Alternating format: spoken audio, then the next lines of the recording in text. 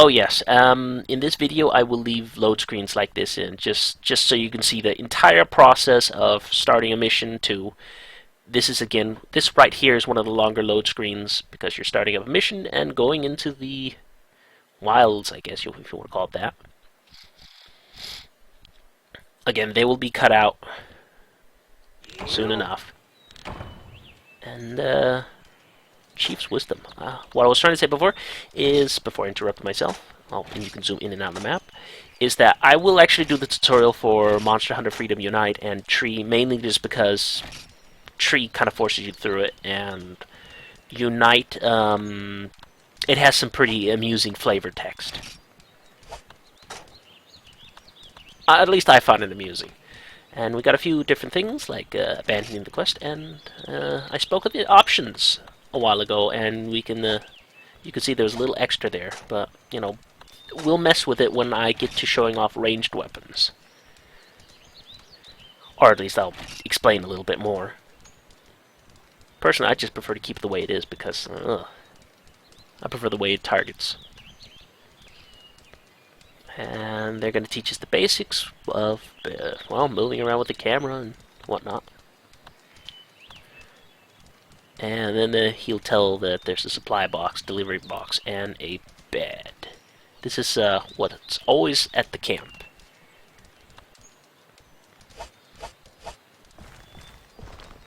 And this blue box is the supply box. It will contain all kinds of goodies for the quest, and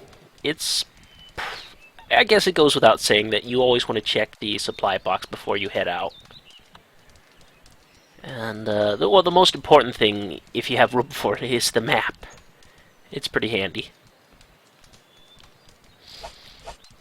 Right now you can see that we can only see the region we're in, but when we take the map, we'll get the entire map revealed to us. That means if we have put some tracking on monsters and whatnot, then we'll have tracking on them permanently. The rest is rations, whetstones, potions, but we don't really need that. I took the binoculars out because why the hell not? And for some reason you actually get to keep the binoculars after you're done. The delivery box. If you're on a gathering mission, this is where you deliver, to complete the quest. So that's good. And this is the bed.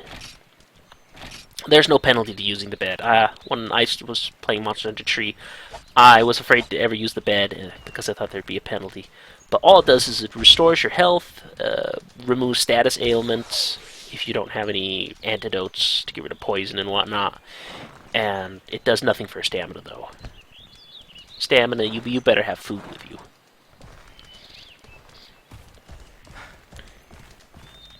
But that's the basics. The bed is handy if you have time. The only penalty is you really that you have to run all the way back to camp and then all the way back out and find what you were trying to kill if it's like a big monster. So, oh well, let's take a look around camp. I didn't look around town because I'll do a town exploration video. But there's some fish in the water. There's a nice little, I guess, pond or pool of water. A little campfire here. And what happens though if you run out of stamina from sprinting for too long? Let's check that out. And yes, you can't run very fast. In fact, you run fast. You run slower than if you were or rather you sprint slower than you were normally running. Also, you'll be staggered for a few seconds after you let go of the button. Dodging also requires a huge chunk of stamina as well, so you'll want to keep your stamina up, and it's basically a resource you gotta keep an eye on.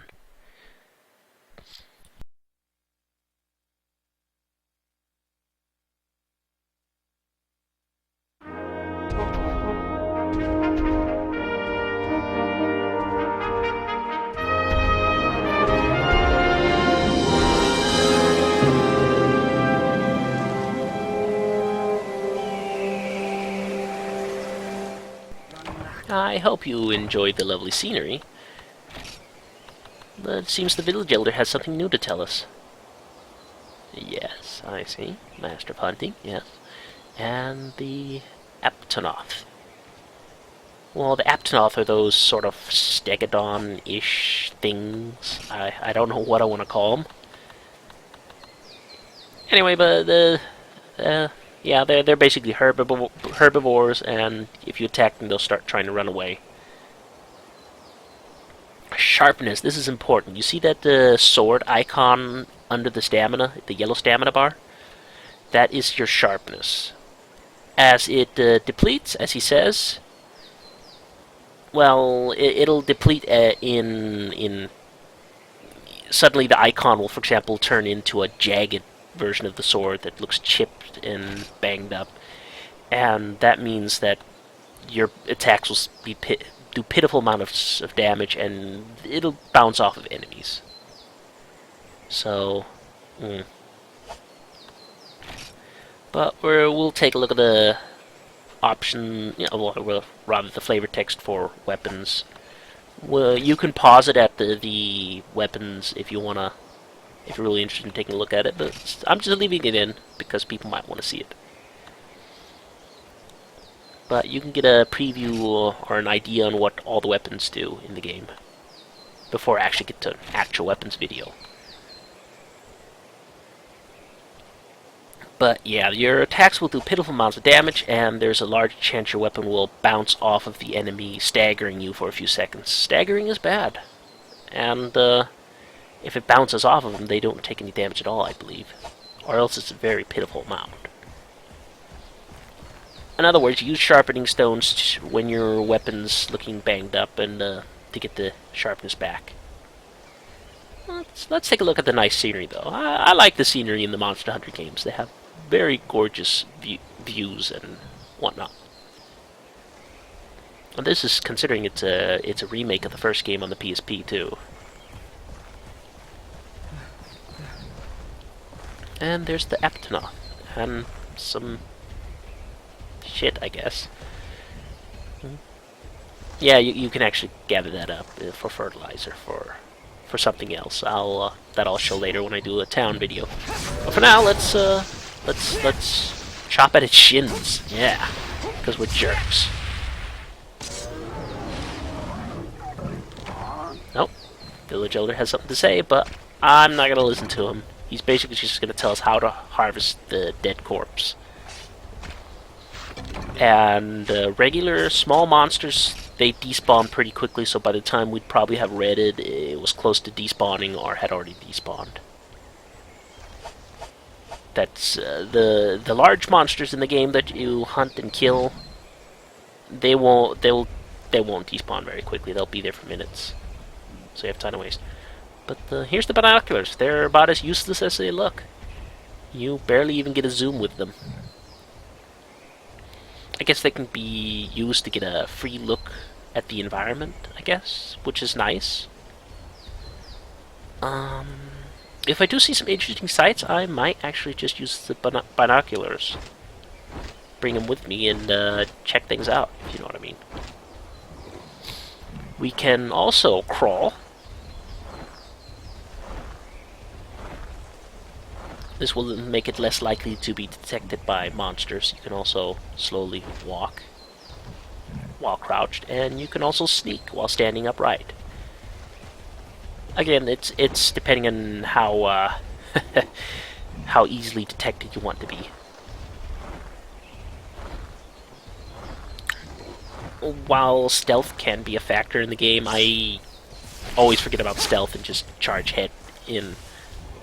I guess maybe if you can figure out the stealth system properly and you set up some traps ahead of time, that could be useful.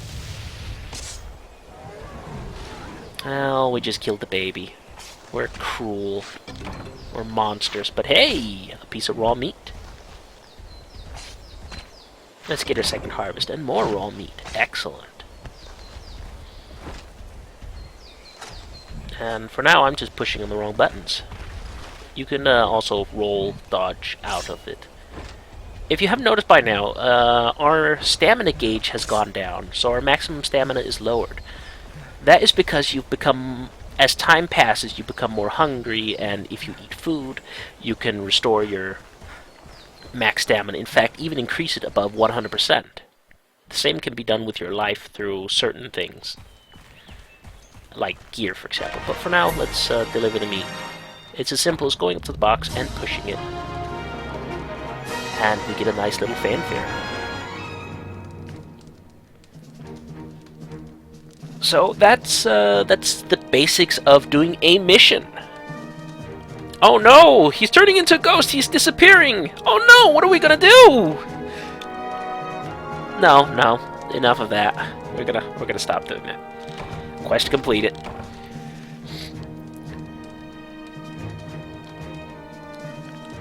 Quest cleared. It tells us it's twice. Good job. But that is basically how you do a gathering quest. So now they've taught us how to do the basic movements, do basic slashing and chopping, and at the end you also get a little extra reward. Usually the reward is based on what you've been doing.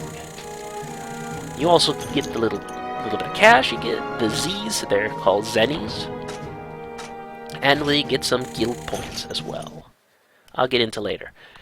And I'll also be cutting out this section after quests are completed. It's basically, do you want to save? And then a load screen.